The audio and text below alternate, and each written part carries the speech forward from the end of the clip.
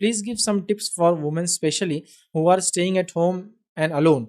How she utilizes her time when no one with her, or gents go outside for job or business till morning till night, and they have no children also. In such situation, women feel boring, etc. Gives them solutions for constructive work. किसी ने कहा कि ऐसी औरतों के लिए कुछ नसीहत कीजिए जो घर में रहती है, उनके शौहर सुबह से शाम तक घर से बाहर जाते हैं, उनको बच्चे भी नहीं है और वो घर में अकेली होती है.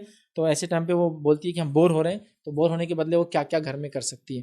देखिए बहुत सारी चीज़ें जो औरतें और मर्द जो अगर खाली अल्लाह ने ये वक्त उनको दिया है वो अपना इस्तेमाल करें. और मैं बार बार अपने स्पीचेस में कहता हूँ, बहुत सारी ख़वातीन ने अपने आप को वक्फ कर दिया है फालतू कामों के लिए और दीन को मुकम्मल छोड़ चुका है, जबकि उम्मत मुस्लिमा की अक्सर ख़वातीन कमाती नहीं हैं, मर्द कमा कर ला कर देते हैं. लिहाजा आप घर में हैं, मैं ये नहीं कह रहा हूँ घर में तो आप फ्री बैठे हुए, मैं जानता हूँ घर में बच्चों की तरबियत कर रहे हैं, उनको पाल रहे हैं, बच्चों को सिखा रहे हैं, उनको पढ़ा रहे हैं, और घर में बहुत सारे कपड़े धो रहे हैं, कुछ लोग खाना बना रहे हैं, कुछ लोग फलां कर रहे हैं. लेकिन इसके अलावा भी अगर आपके पास टाइम है तो उस टाइम को डेडिकेटेडली कुछ अच्छे कंस्ट्रक्टिव इस्लाम के काम के लिए कीजिए. दीन को सीखना और सिखाना सबसे अफजल काम है आपका, जिसमें अकीदा तौहीद को सीखना सिखाना, शिर्क क्या है जानना, उसका इल्म हासिल करना और उस पर अमल करना. दूसरा दीगर मसाइल को आप सीखना. कितनी अफसोस की बात है, हमारी औरतों के पास अखबार पढ़ने का वक्त है, हाँ स्मार्टफोन्स को एक एक दो दो घंटा यूज़ करने का वक्त है, टीवी देखने का वक्त है, लेकिन बुनियादी मसाइल सजदे सहू को नहीं पता, बुनियादी मसाइल खुद के तहारत के बारे में नहीं पता है.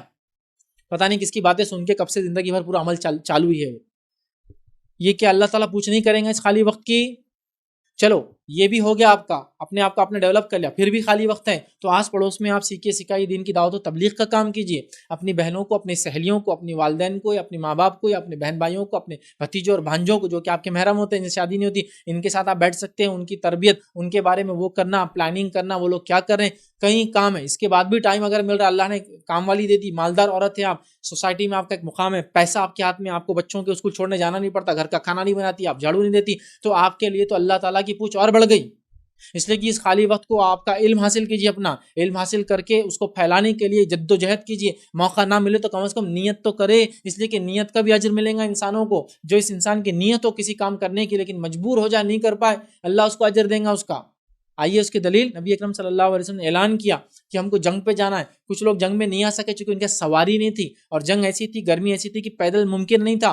तो नबी अकरम सल्लल्लाहु अलैहि वसल्लम फरमाते हैं, जब सफ़र शुरू था एक जगह फरमाया, कुछ लोग मदीने में हैं, लेकिन जिन वादियों से हम गुजरे वहां से वो भी गुजरे, जो तकलीफें हमको पहुंची वो उनको ही पहुंची. सहाबा ने कहा ये कौन लोग हैं, बैठे तो मदीना में, सवाब तो हमारे सफार है. कहा ये वो लोग हैं जो सिर्फ सवारी के नहीं होने की वजह से हमारे साथ नहीं आ सके, लेकिन पूरी नियत थी. तो ये नियत का फायदा औरतें भी उठा सकती है. एक और हदीस सुनिए, नबी अकरम सल्लल्लाहु अलैहि वसल्लम फरमाया, कहा कि एक इंसान जिसकी नीयत तो पुख्ता की मस्जिद जाके नमाज पढ़े, लेकिन उसके बुढ़ापे ने उसको मजबूर कर दिया, वो मस्जिद नहीं जा सकता, उसको भी इंशाल्लाह बाजमात नमाज का सवाब मिलेगा, क्योंकि उसकी नीयत मस्जिद जाने की थी.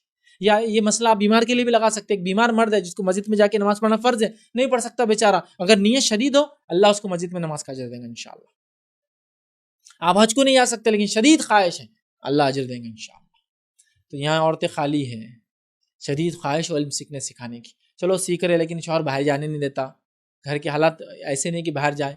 नीयत तो रखो, अल्लाह मौका दे तो मैं लोगों को बताऊं, मजलिसों में दावतों में चले जाए तो तब बता ले, देखो मुसलमान औरतों अपने वक्त का आपको बहुत ज़्यादा अच्छा फ़ायदा उठाना है, इसलिए कि अल्लाह ताला ने आपको बड़ी सलाहियतें दी है. सबसे पहले तो मैं कहता हूँ हर औरत ने दाइया होना चाहिए, दीन को सीख कर लोगों को सिखाना चाहिए, क्योंकि अल्लाह ने आपको बोलने की नेमत भी हमसे ज़्यादा दी है, बात करना है ना. किसी ने एक बार कहा कि भाई जोक सुनाइए, एक आदमी आगे खड़े हुए बोले, एक झाड़ के नीचे दो औरतें खामोश बैठी हुई हैं. जोक है ये. अरे एक झाड़ के नीचे दो मुक्की औरतें भी रहेंगी ना, मुक्की, तो भी खामोश नहीं, चालू रहेगा. माशाल्लाह, बोलने की नेमत है ना, गलत नहीं बोल रहा हूँ, लेकिन बोलने की नेमत, ये बोलने की नेमत को क्या सिर्फ चुगली गीबत और आम बात के लिए इस्तेमाल करेंगे आप? अपनी बातों को एनालाइज कीजिए, उसका रिजल्ट निकालिए, उस पर रिसर्च कीजिए, कितनी बार आप गुनाह के कामों में उस बात को इस्तेमाल करते हैं और नेकी काम मुंह नहीं खुलता आपका. ऐसी भी मैंने औरतें देखी जो बोलते नहीं, मर्दों को तो भी थोड़ा मस्जिद जाते, जुमा खुतबे में जाते, इज्तिमात में जाते, तो वो इंशाल्लाह माशाल्लाह सुबहानल्लाह तबारकल्लाह बोलने की आदत होती. औरतों में तो कुछ है ही नहीं, क्या अच्छे लग रहे जी तुम, दूसरी बात बोली कुछ तो बोलो आगे, नहीं बोले हमको शर्म आती है माशाल्लाह बोलना, इंशाल्लाह होता है ना, आप कम से कम ये बोल सकते माशाल्लाह बारकल्लाहु फीक, नहीं शर्म होती. अरे नबी अकरम सल्लल्लाहु अलैहि वसल्लम का नाम लो बोले तो नहीं आता, نبی اکرم صلی اللہ علیہ وسلم کا نام آئے تو کیا بولنا ضروری ہے؟ واجب ہے آپ کو درود پڑھنا ضروری ہے. سب سے چھوٹا یہ صلی اللہ علیہ وسلم واجب ہے درود پڑھنا جب نام آ جائے تو آپ کا. لیکن وہ بھی نہیں آتا ہے نا.